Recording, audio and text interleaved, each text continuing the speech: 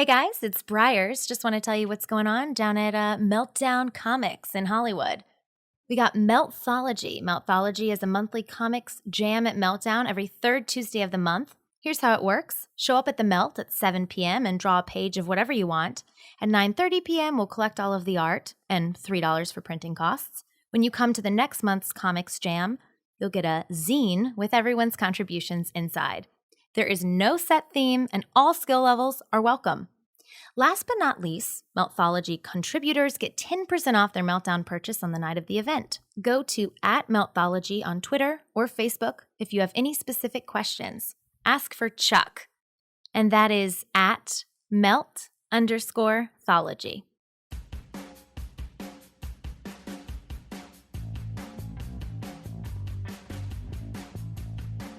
Hello and welcome back to Pod Sequentialism. I am your host, Matt Kennedy. We're recording live here at Meltdown Comics and Collectibles. There's always something going on here, so if you hear any kind of crazy noise, blame it on the Nerdist. So again, I'm going to be joined today by our in-house producer and audio engineer, Mason Booker. Hello, Mason. Hey, thanks for having me back. Oh, absolutely, man. It's a blast. Yeah. So we left off with our last podcast on comic books as fine art, and I wanted to segue that into the effect of graffiti art on comics and on fine art in general, and how all these things seem to be related. And I'm going to give a little bit of background on this. I remember seeing the first spray can art books in the late 70s and early 80s. As a kid growing up in the North Shore of Boston, we had our share of subways and public buses, and the kind of typical of that era, late 70s, graffiti was mainly some aerosol paint saying maybe a couple of curse words or somebody's hard to read name on a rock or on a stop sign. Years later, when I came to California, you'd see the Chaka signs that would make their way up the up the vine from San Diego all the way to Washington, as I believe. But when I was a kid growing up in north of Boston and Lynn and Salem areas, there was a big push towards a culture that kind of encompassed spray can art, graffiti as a form of frustration, and the rise of hip-hop, which was at that point still being labeled rap music and coming out of New York, and really specifically out of, Brooklyn and the Bronx, and then even New Jersey. Sugar Hill Records, and the Sugar Hill Gang being credited as having the first rap hit. Sugar Hill Records was in New Jersey. Most people like to credit the Bronx as being the birthplace of rap music. There's an argument about the relevancy of whether or not it didn't actually start in Queens, go to the Bronx, and then come back to Brooklyn. But I'll leave that for somebody else's beef. This is a good point for me to come in. Yeah, we actually talk. There's another podcast that we do that I help produce called on some hip hop stuff. Oh, rockin'. And that's exactly what they talk about. They talk about hip hop culture and the graffiti and how it relates to comics and anime and stuff, and it's very fascinating. Oh wow, that's great. Maybe I'm creating something redundant then in this conversation. No. This is a different view on the same topic, so it's interesting. Oh, cool. And why I mention these things is that that concurrently with the rise of hip hop and the rise of rap music, a lot of people will credit the Bronx riots. Yeah, I got to say that. I'm just going to come in real quick. I grew up on the East Coast, and I grew up mostly around D.C., Washington, D.C., and so the D.C., Maryland, Virginia area was not a lot of not a lot of graffiti other than political slogans, racist stuff, just hate graffiti, if you will. Yeah. And it really wasn't until hip hop, like 90s, that I started for the first time seeing art, if you will, like real graphic interpretation of whatever tagging. And that I first saw it. I would go to New York to visit members of my family, and I would see it in New York, in the New York subway and stuff, of course. And then I slowly saw it in other parts of the East Coast, but it took a very long time. But it definitely linked almost directly with rap, hip hop, and that upcoming. Yeah. But see, the funny thing is that the first modern examples of the type of urban blight graffiti that I think we're talking about, and that evolved into kind of a real art form, which was then very connected with hip-hop, starts in the late 60s and early 70s, but really like 1972 in Providence, Providence, Rhode Island. Providence, trains. Rhode Island, near upstate New York. Well, a little bit further east. Yeah, but, sorry. you got I'm Connecticut. horrible geography person, but yeah, that's crazy. Connecticut's next to the Hamptons, and then Rhode Island's next to that. The Hamptons.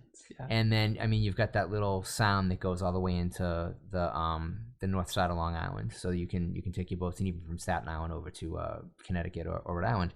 But the trains that ran on the line between Providence and then up into Canada, and then over into New York, and then down, were the first really heavily graffitied, logoed cars.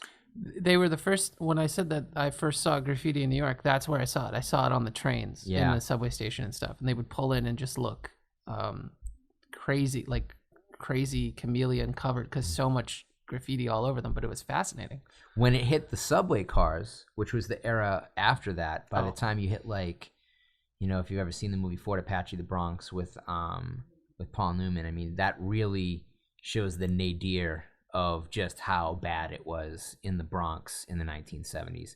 That, it was like Beirut bombed out, like completely just destroyed environment. Wow, no, I had no idea. Yeah, and this is before the onset of, crack. And it's before, you talk about DC and, what heroin did to the city of Baltimore. Yeah, after the Vietnam War, when heroin came back in a huge way. And it got really nasty in the 1980s in Baltimore, to the point that I believe now 20% of the population of Baltimore is addicted to heroin or has been addicted to heroin. I lived in Baltimore for a few years. I haven't heard that, but I won't lie that there are rough parts of town. Yeah. You don't want to go on the Edgar Allan Poe house tour at night. But no, I don't think that would be a wise decision. Yes. So those trains, like the freight trains that were going back and forth, then caught on with people in New York City who started painting up bridges and areas that you could only see when the trains passed by. So that little areas of track that were outside, but in areas where no one would really go because it wasn't a good view. You'd be like this blank wall that was maybe 12 feet away from your train. They started hitting those up, and then it went to the trains because they realized, hey, why show this to only people who take this train across this one area, where we can cover more space by covering a train that's going to travel the entire city. And then some cars would actually get moved to different lines. And then it became like a real graffiti battle. But it got really, really bad in the era right around the Bronx riots. It's the Yankees won the World. The Yankees were really good throughout the late 70s. The Yankees won that year. And there was a bunch of riots that summer, and a bunch of stereo shops got robbed. And a lot of people stole turntables and tape-to-tape decks, and that was the birth of hip-hop. And so during the riots, they would go loot they looted all these electronic stores. That's fascinating. Yeah. I'm amazed that didn't happen in Los Angeles during the LA riots, because I remember living here when Silo over on Sunset and Highland was on the news and getting robbed, and we lived 4 blocks from there. Our building was on fire on Hollywood Boulevard. That's crazy, because I live right near there. Yeah, I lived Gaston and I lived in the building at the corner of Hollywood and Hudson. Oh, wow. Yeah, which is now Hollywood and Trader, I guess. Right, sure. And there's like this kind of amazing club in the back called like NoHo or something. It's like a North Hollywood themed like seedy hotel type bar. It's amazing. Sure, I'll have to check it out. Yeah, it was amazing. I'm not cool enough to go there yet, but I'm working on it. You will get you there. Yeah. So this whole like amalgamation, if you will, this cornucopia of different elements from the same socioeconomic background create a cultural look. And so then there's the loose clothing that is breakdancing, because that's like the breakbeat stuff that everybody's dancing to. That becomes so associated. And then the boom boxes become very associated with that time. And remember people with those Kanyon 100 boom boxes, these 100-watt boom boxes. Oh yeah, they were like $800 back then. I remember the guys, they'd have it up on their shoulder, and the bigger your boombox, that was a direct status symbol of how much street cred and respect you got. Yeah. So here's the big boxes. You got the Kanyon 100, C100. You get the Sharps 777. That's which what is I amazing. saw the Sharps. Yeah. Oh, so beautiful. There's also the Sharp HK 9000, which is one Fab Five Freddy had. I have one of those. It's gigantic. That's amazing. I can't fit my arm around it on my shoulder. No. I gotta hold it like down low Yeah, because that's I'm a the little thing. guy. Like these guys that were carrying it would be ripped, and then they drop it on the ground, and then that was the sign that like you'd battle. Yeah. It was like we're gonna break dance now. And Someone bring a it. sheet of linoleum out to the corner. or cardboard. But Yep. yeah, and then it was on. That was Yep. it. And then you had the the other really great ones. There was the this JVC M90. So beautiful. That's on the cover of LL Cool J's radio. Yeah. The Fat Boys had the M70. There's the one that Radio Raheem and Spike Lee's Do the Right That's Thing. a Jumbotron. That's the Helix wheelie. Yeah. That thing had wheels. That's That's the beast. amazing. That's the biggest boombox. That's the biggest one. I'm impressed. Yeah, those are monsters. Actually, I'm actually curating a show called Boombox Creators in December. No way. That's awesome. Yeah, that's Let me gonna know be when a that monster. is. I'll totally check that out. First Friday of December 2015 at La Luz de Jesus, 4633 Hollywood Boulevard. For everybody else out there, Everybody go check it out. yes, it's www.LALUZDEJESUS.com. You gotta have a dance off in there in the gallery. I think we're gonna have a pretty amazing performance by some guys, and Miles Lightwood, who's co-curator of the show and really behind all this. We've got original boombox designs by this dude that worked at GE, What? including fantasy boxes What? that never got made, like production design. It's like a Sid Mead type thing. Oh my God, that's awesome. Oh, they're beasts. There's going to be some portfolios of like his weird Walkman designs and then like the boom boxes and the mono boxes. But there's going to be pieces inspired by, boombox culture. And there's going to be Sean Steppanoff, who does these great like modern takes on the African haircut signs, doing this big NWA piece. It's going to be amazing. This is crazy. Yeah. Man. But this like all ties into that. Yeah. And so graffiti as a movement really starts to become relevant. And in the last 10 years is when graffiti art by certain people started to become important.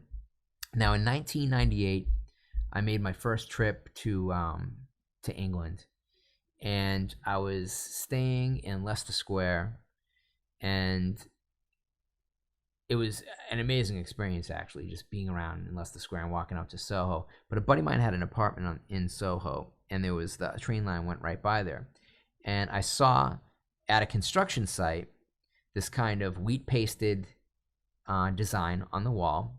Now, I'd seen Shepard Fairey stuff. What is wheat pasted? I've never... Wheat pasted is like you take this really thin paper that's basically newsprint, and it has a printed image on it. I mean, it's really inexpensive, so you can print like hundreds of sheets for very little, and you can make stuff big. And you either, if you have a very big piece, you'll print a portion of it on 4 different posters, and then you'll take this wheat paste that you'll brush onto the back of the paper and then stick it into place in public. Got it. It's like all the old Obey stuff that was in LA was all wheat pasted up. Yeah, when I would see flyer crews in New York running around and slapping it on the back and slamming it on the all wood. those buildings where it said post no bills. Right, and then skedaddling. And they post a bill. So at this construction site, there was this great image of 2 cops kissing.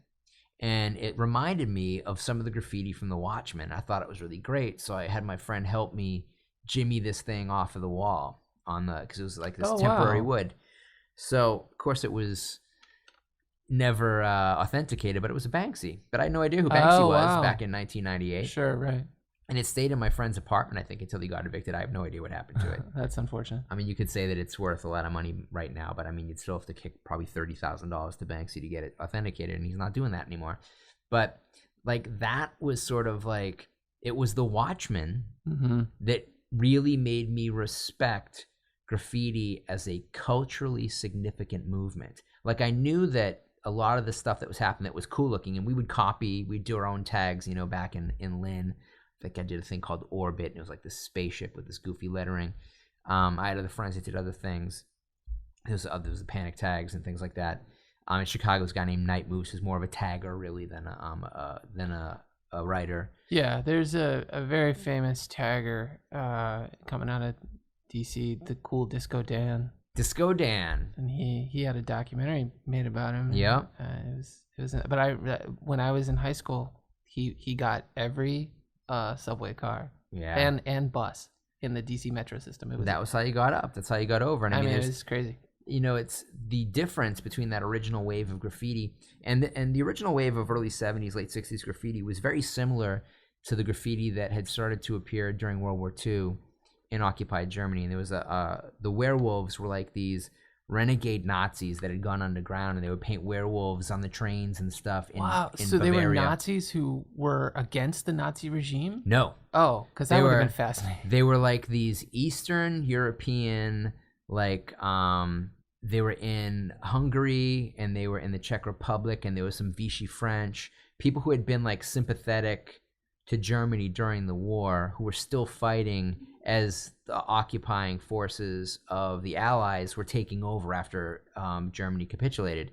And they were kind of still active in a weird way, and they paint werewolves on the walls. While that was happening, there were other people that were doing, like the Kilroy was here tag became big during World War II with the nose hanging over the sign. Yeah. And it was sort of like political stuff. And then you saw a continuation of that throughout the occupation of the Soviets of the Eastern Bloc nations of Hungary.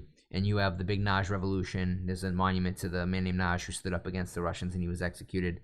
And all throughout that, in Romania, during the Ceausescu regime and stuff, that there was a lot of graffiti by freedom fighters.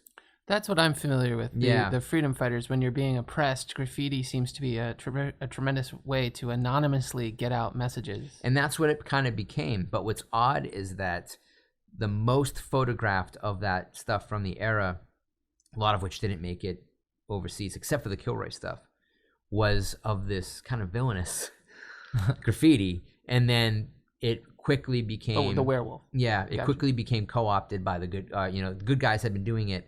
Other good guys started doing it again against the Soviets. Now, interesting.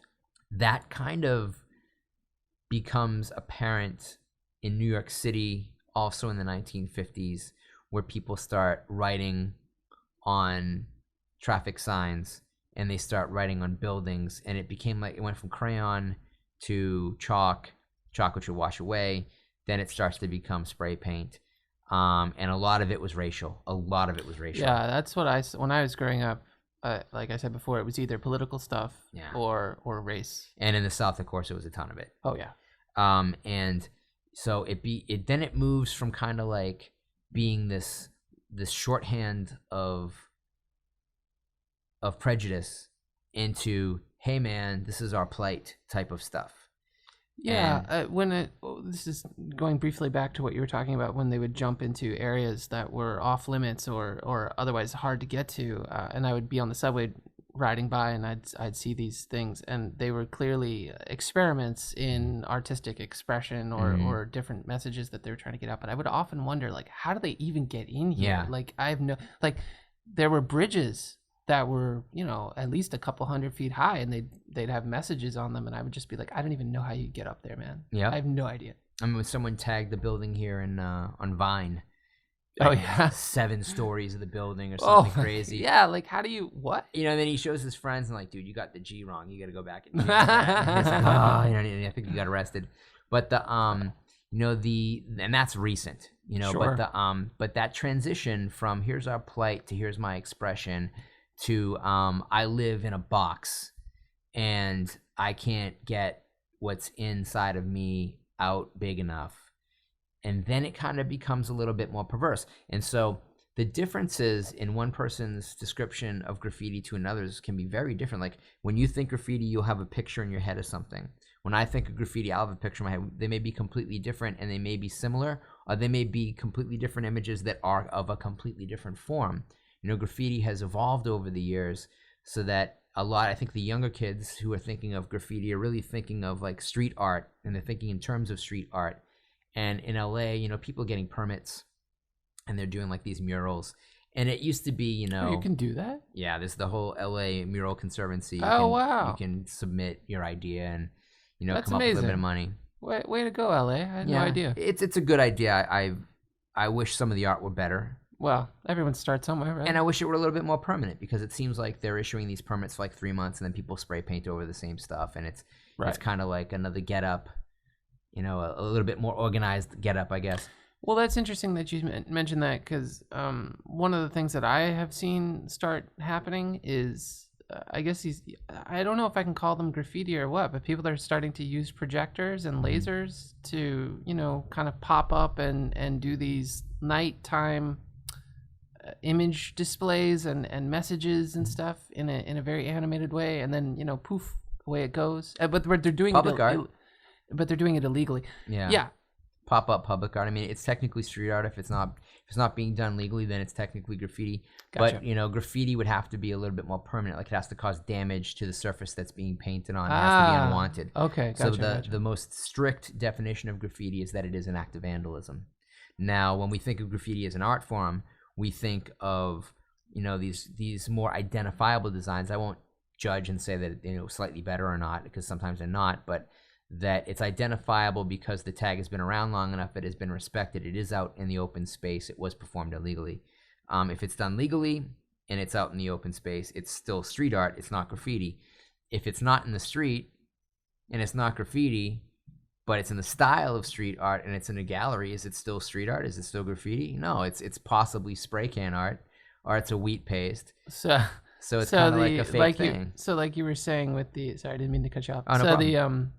Like you were saying with the permits, the mural permits, that's public art, not. So that's not graffiti. Gotcha. Yeah, that's street art, and it's public art. Yeah.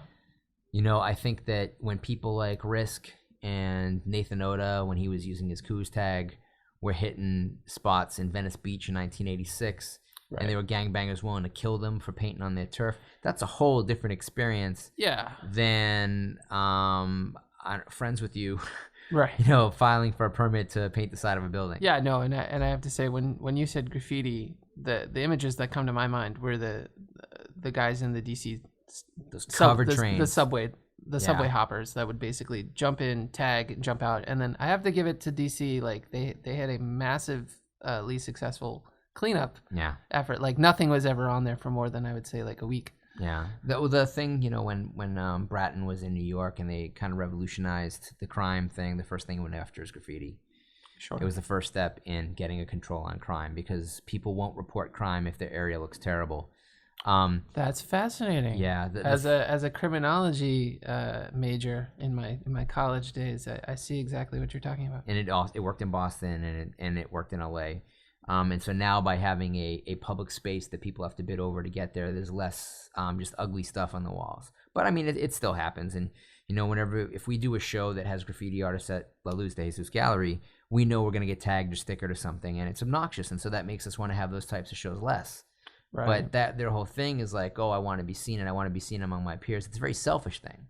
And a lot of times when you would see graffiti up until the last couple of years and until they got the mural thing up and going again, it wasn't like, here's my plight. It was like, here's my show next week. Right. In Culver City. Yeah. And that to me is a lot less valid than the early New York subway car art. I know that there was, the Art in the Street show, which was very controversial here in Los Angeles at the, the Museum of Contemporary Art that Jeffrey Deitch put together. And, some people think that Eli Broad got Jeffrey Deitch appointed as the director of MoCA, knowing that he would go over budget on the exhibition and that they would need his money as a bailout, and that he could get his hands on a Mark Rothko that he wanted. Wow.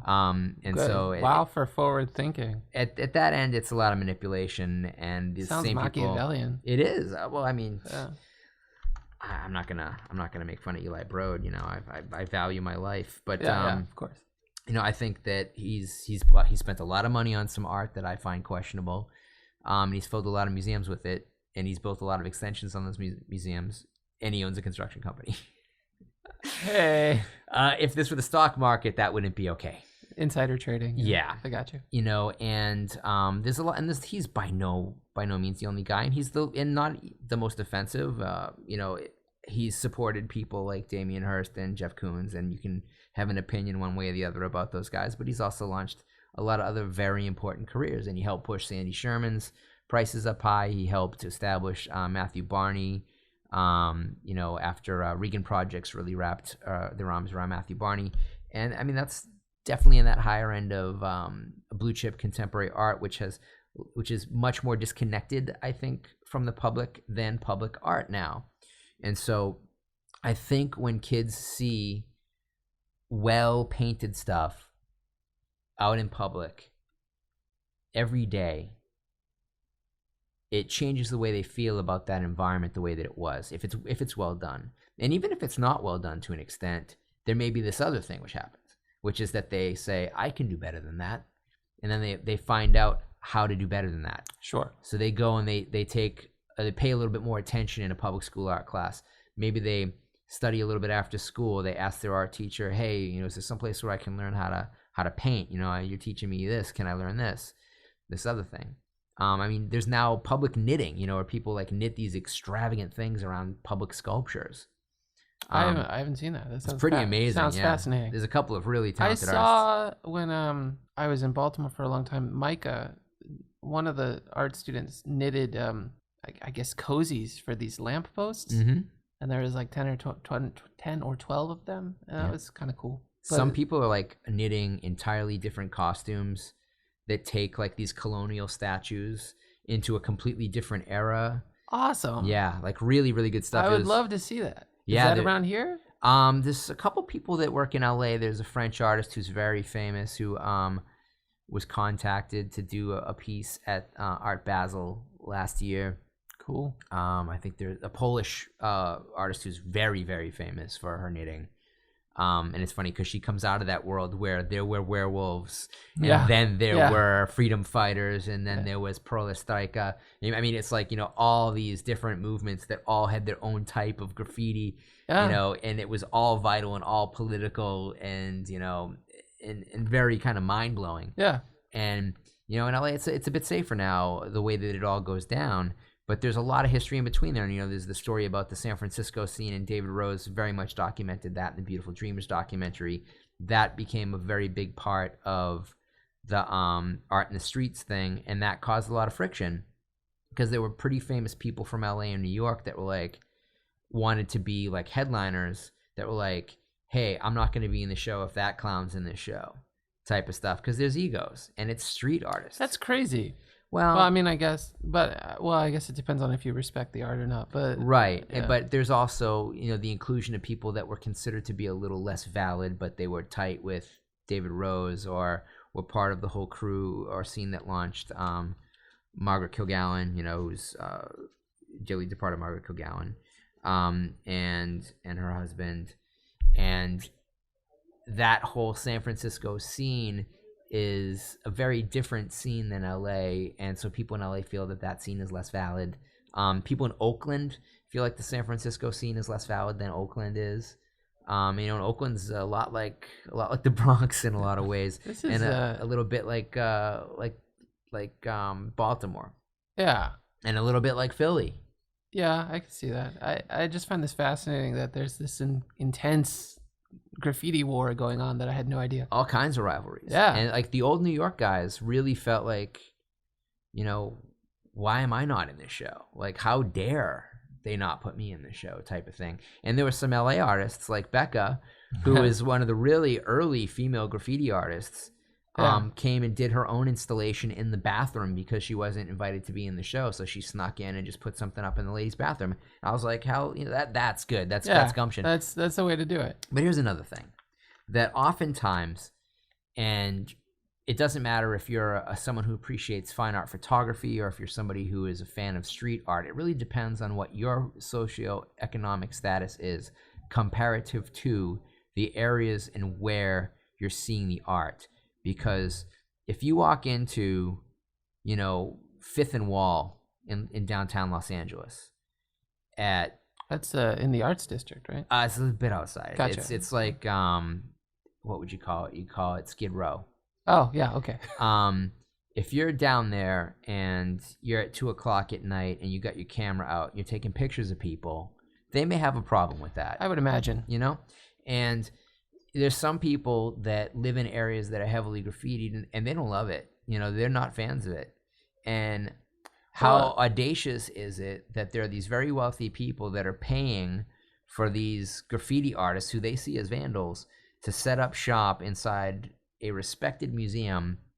And wouldn't it have been great if when all these very wealthy patrons have their Jaguars and their Mercedes, AMGs and their M-Class BMWs and their S-Class Audis all parked in that lot and come out and have them completely bombed by, a graffiti crew. That'd be pretty awesome. But would they be doing those guys a favor? I mean, can you see that crowd then like selling the doors off their cars and selling the trunks off of their cars? I could certainly see that. So it's sort of like, it's a really interesting way of looking at how you perceive a specific thing. Like, is it still art if someone graffitis up your car?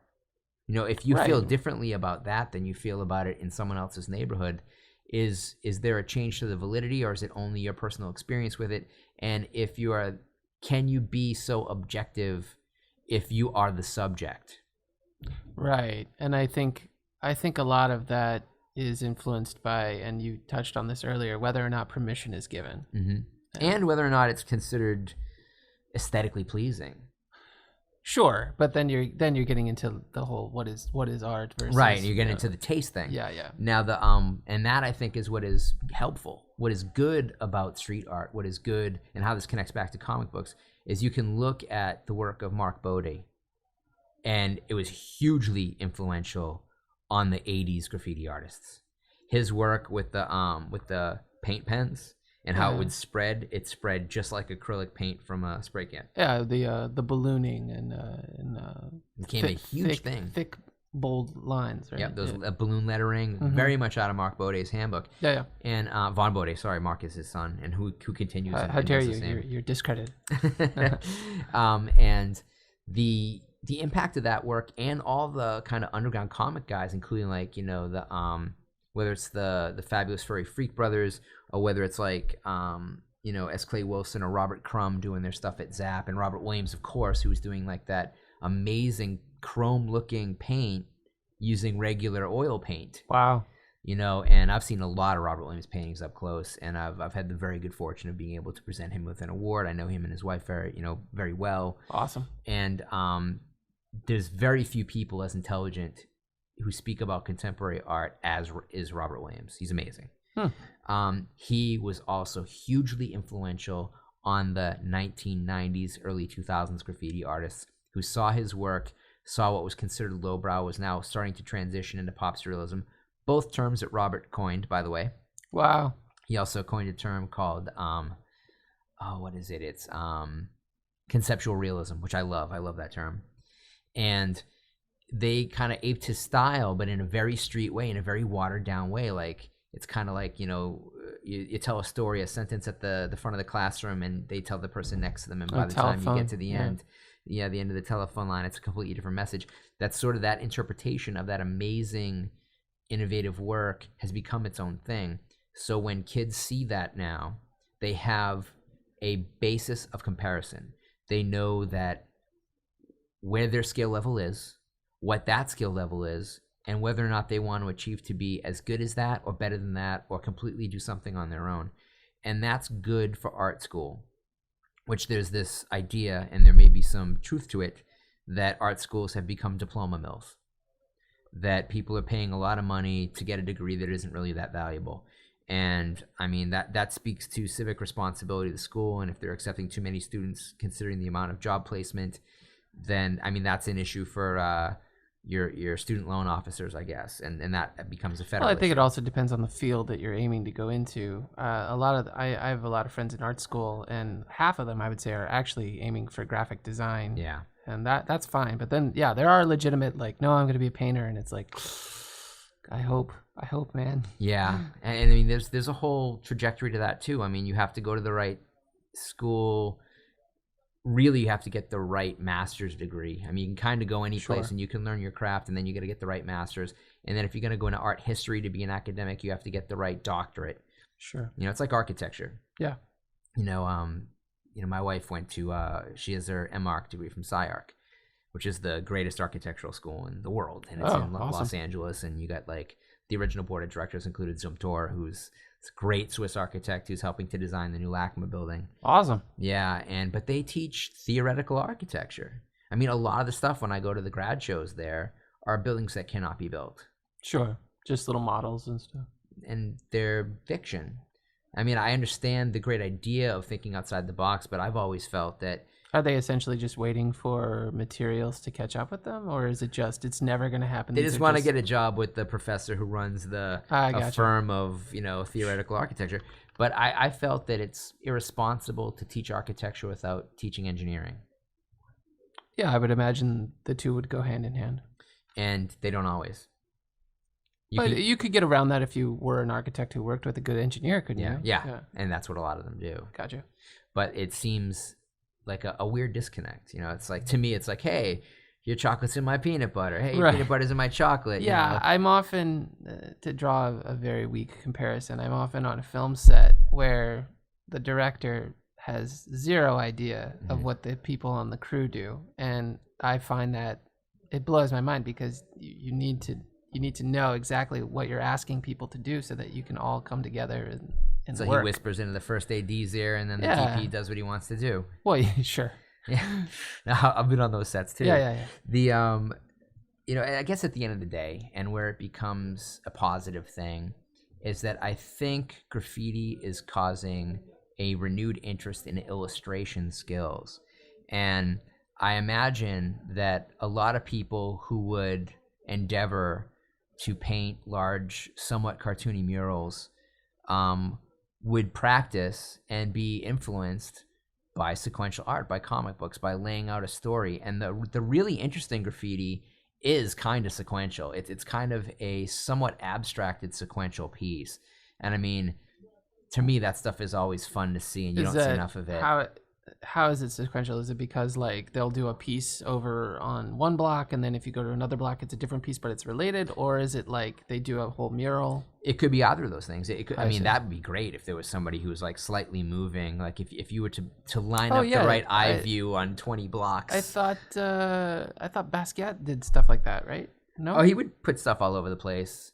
But I thought if you went in a certain way, it was like this, like Stations of the Cross, like this, then this, then this. And I don't know. Possibly. I could be wrong. I'm sorry. I'm unfamiliar. Basquiat, of course, was not a homeless kid. He was a upper middle class kid from Pennsylvania. Right. But was a legitimate street artist, as was,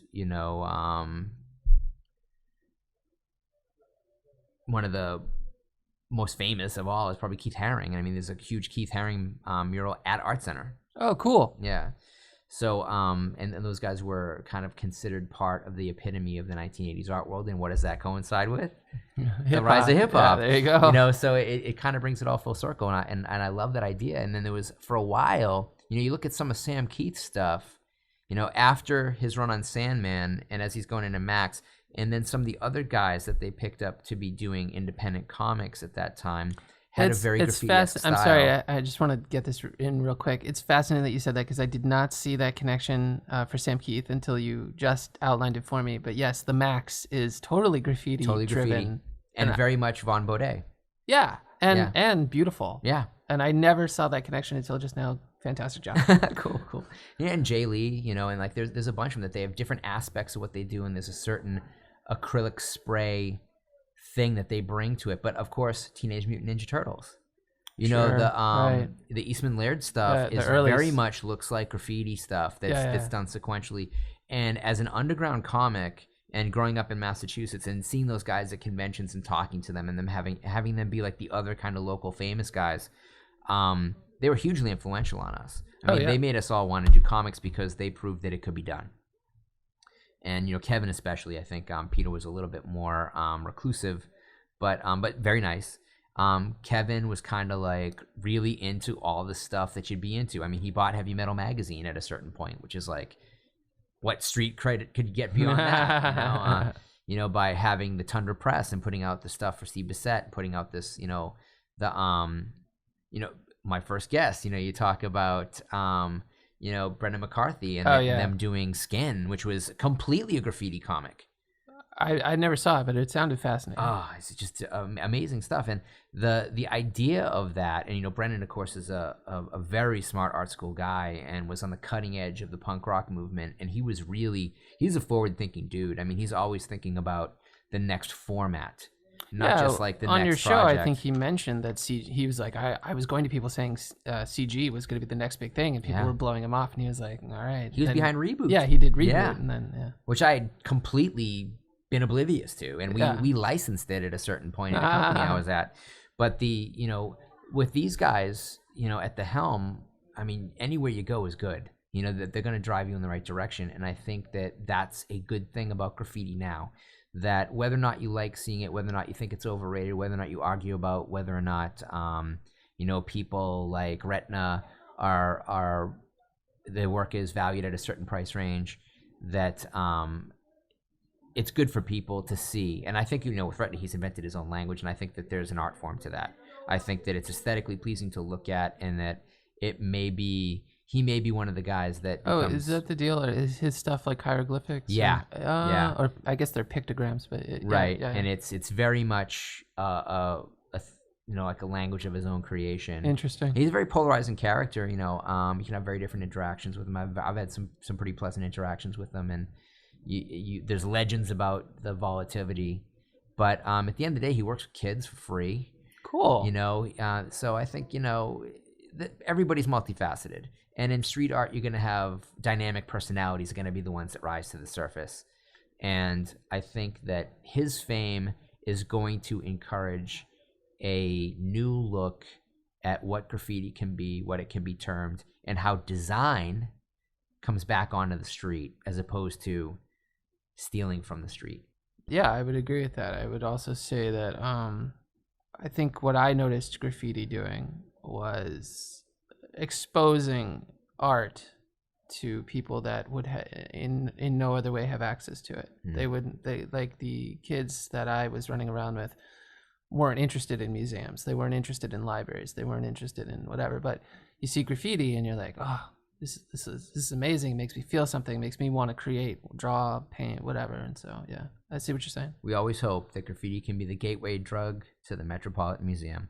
And I think that's where we'll end this week's podcast. Sounds great. So again, I want to thank Mason Booker for joining me. He's our in-house producer and audio engineer, just all-around great guy. And I had a great conversation with him about some of his screenwriting, and I encourage you all to look him up. You have a website? Thank you. No, I don't. Oh, we'll have to work on that. I got to get something going on. But yeah, thanks. No, I'm a huge fan of the show, and thank you so much for letting me come on. Absolutely. Again, this has been Pod Sequentialism. I'm Matt Kennedy, and we'll talk to you next time.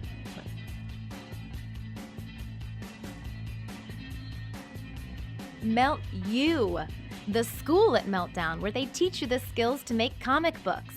Some of the current classes include creating comics, drawing comics for kids, and the art of inking. Coming soon, there will be classes for short film writing, drawing basics, and kids make zines. Go to meltcomics.com and enroll now.